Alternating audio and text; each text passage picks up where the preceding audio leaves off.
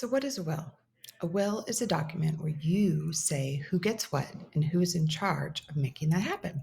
Somebody named in a will to receive your assets is called an heir or a beneficiary, and the person put in charge of making that happen is called a personal representative or an executor. It's important to note, though, that wills do not apply to assets where you have a surviving joint owner of that asset or to assets where you have a living beneficiary designated. For example, on retirement accounts and life insurance, if you have a spouse named and then your children, then that asset will be payable directly to the living beneficiary who's named separate from what the will says.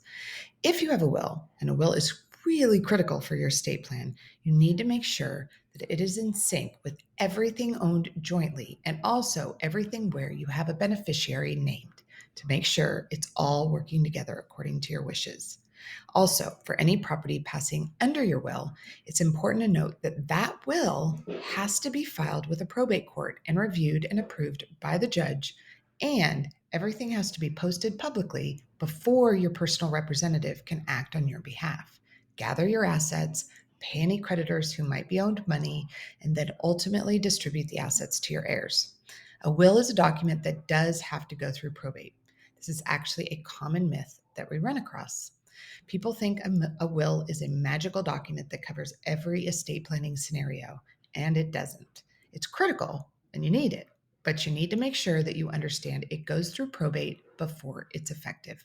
And that is a will.